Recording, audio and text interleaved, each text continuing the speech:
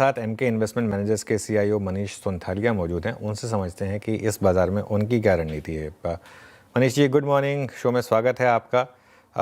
बताइए, क्या इस समय मार्केट को देखकर आपका व्यू है? इस समय क्या आप अपना कैश डिप्लॉय कर रहे हैं, और अगर हाँ तो मार्केट के किन पॉकेट्स में आपको स्ट्रेंथ दिख रही है इस समय?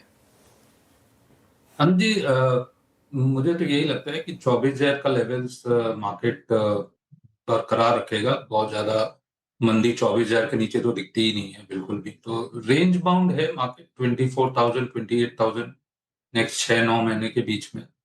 और जो वैल्यूएशन वगैरह की बाजार में काफी अटकलें थी कि बहुत ज्यादा महंगा हो गया है ये वो।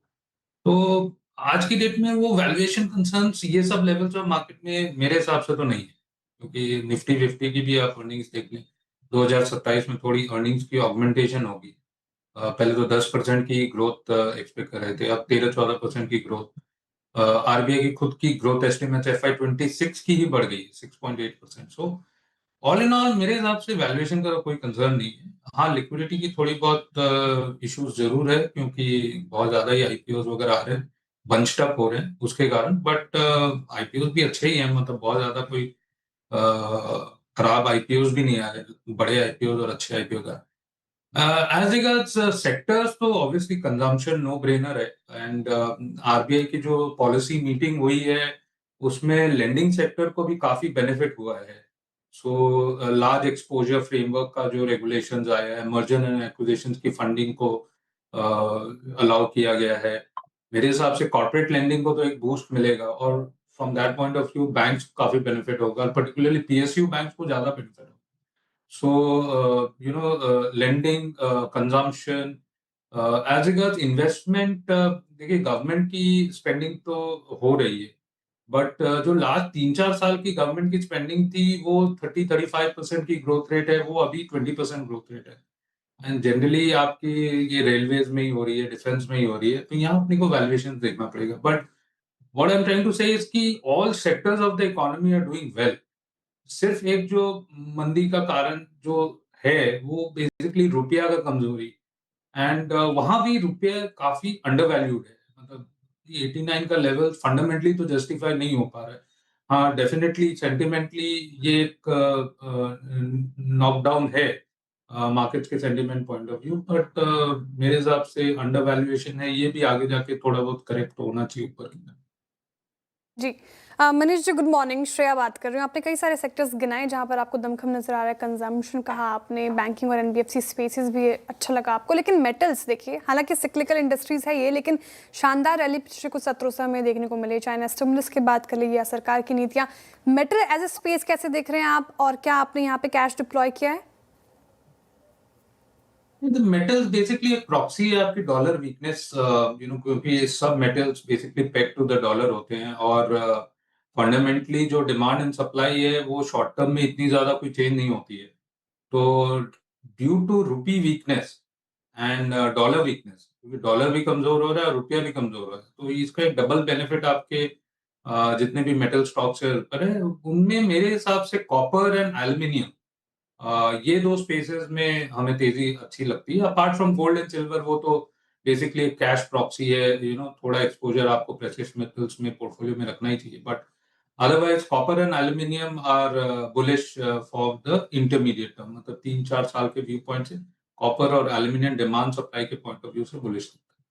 ओके, कॉपर और एल्यूमिनियम यहाँ पर आप बुलिश हैं। अच्छा, आपने बात की कंजम्पशन की। विद इन कंजम्पशन जिस सब सेक्टर ने लीड किया वो है ऑटोज। लेकिन क्या आपको लग रहा है कि बहुत बड़ी रैली बहुत जल्दी हो चुकी है, या फिर यहाँ पर अभी भी आप डिप्स में बाइंग करेंगे? आप सही बोल रहे हैं, क्योंकि ऑटोज में क्या है, कभी भी जब भी पास्ट में जब एक्साइज ड्यूटी रिजीम हुआ करता था, कभी भी एक्साइज ड्यूटी कट होता था तो बहुत जबरदस्त वॉल्यूम में अपटिक आती है। एंड इस टाइम अराउंड भी आपकी 28 से 18 हुई है, तो यहाँ पर वॉल्यूम ग्रोथ तो देखने को मिल रही है। डीलर शोरूम्स वगैरह में बुकिंग काफी स्ट्रांग है। एंड बहुत कुछ short term, extreme short term point of view से प्राइस इन हो चुका है स्टॉक प्राइसेस। मारुति बोल लीजिए, रॉयल एनफील्ड बोल लीजिए, टीवीएस बोल लीजिए। बट आउटलुक जो ऑटो सेक्टर का है वो बुलिश है, from auto and auto comps both. Bullish है from the medium to long term point of view, ऐसा हमारा मानना है। सो शॉर्ट टर्म में थोड़ा बहुत साइडवेज मूवमेंट जरूर हो सकता है, पर अगर बहुत ज्यादा कोई करेक्शन आती है तो उसमें हम तो लेंगे। बेसिकली ऐसा ही हमारा मानना है कि ये ट्रेजेक्टरी बेसिकली सेकुलर है from the medium to end basically discretionary consumption में तो ये फेस्टिव सीजन में काफी बुलिशनेस देखने को मिल रही है। ड्यूरेबल्स की आप बात कर लें, कंज्यूमर ड्यूरेबल, व्हाइट गुड्स, यहाँ भी काफी स्ट्रांग है। एफएमसीजी वगैरह में अगर आप देखें तो destocking because of input tax credit and 22 तारीख से आप 22 सितंबर से इम्प्लीमेंट हुआ है, तो आने वाले दिनों में वहां भी थोड़ा अपटिक देखने को मिलेगा, पर अभी तक ऐसा कुछ अपटिक देखने को नहीं मिला है एंड डिस्क्रेशनरी पर ही फोकस ज्यादा है। ओके, तो ये कंजम्पशन स्पेस को लेकर आपकी राय। मनीष जी, एक आखिरी सवाल पॉसिबली, दो स्पेसेस जो काफ़ी अच्छे चले पिछले कुछ सत्रों से, देखिए डिफेंस स्पेस और कैपिटल मार्केट स्टॉक्स आज भी फ्लेवर में है। हालांकि आपने थोड़ा जिक्र किया डिफेंस स्पेस का, लेकिन इन लेवल्स पर, इन स्तरों पर जैसे कि डिमांड और सरकार की तरफ से नीतियां आ रही हैं डिफेंस स्पेस को लेकर, साथ ही कैपिटल मार्केट पर भी आपकी राय जानना चाहूँगी। ये दोनों स्पेस कैसे लग रहे हैं आपको अभी, और क्या सच में ये काफ़ी ज़्यादा स्ट्रेच हो गए हैं? जो फ्रेशली यहाँ पर पोजीशन लेना चाहते हैं उनको थोड़ी वेट एंड वॉच की सलाह, या फिर अभी भी आपको लंबी अवधि के नज़रिए से अच्छा लग रहा है ये दोनों space? Capital market related themes तो बहुत बुलिश है from the next 3 to 5 years point of view. Any decline, कोई भी गिरावट अगर कैपिटल मार्केट रिलेटेड स्टॉक्स में है तो वो एक लेने का अपॉर्चुनिटी है। बेसिकली यही है कि फाइनेंशियलाइजेशन ऑफ सेविंग्स जो इंडिया में है वो एक रियलिटी है, और ये सब कंपनीज है जहां profit pool smaller number of players में ही शिफ्ट हो। आपकी ऑनलाइन ब्रोकिंग देख लीजिए, या आपकी रजिस्ट्रार ट्रांसफर एजेंट, डिपॉजिटरीज ले लीजिए, म्यूचुअल फंड्स ले लीजिए, टॉप 5-10 म्यूचुअल फंड में ही सारा पैसा एसआईपी का था। और ये सब बिजनेसेस में क्या कैपिटल इंटेंसिटी नहीं होती है, तो जो भी आपकी टॉप लाइन ग्रोथ होती है, सपोज कर लीजिए 15% तो एयूएम ही ग्रोथ हो जाएगा। अगर इक्विटी मार्केट में एक्सपोजर है तो बिना कुछ किए, बिना कुछ इन्फ्लोज आए 15% की एयूएम ग्रोथ हो जाती है 5 साल में। अगर आप अज्यूम कर ले कि 20% की ग्रोथ होती है, उसमें मेजर कॉस्ट लाइन आइटम आपकी एम्प्लॉय कॉस्ट होती है, बाकी सब आपकी प्रॉफिट ग्रोथ नीचे आती है, और वो पूरी डिविडेंड पेइंग है बिकॉज फ्री कैश फ्लो है। तो capital market because platformised business है, फाइनेंशियलाइजेशन एक सेविंग्स की लॉन्ग टर्म ट्रेजेक्टरी से बहुत पॉजिटिव है। Capital market themes is a buy on all लिखना, एक तो ये। ऑल राइट, ऑल दूसरा राइट, डिफेंस, सॉरी, हाँ, गो अहेड। दूसरा डिफेंस अगर आप देखें तो गवर्नमेंट की स्पेंडिंग हो रही है।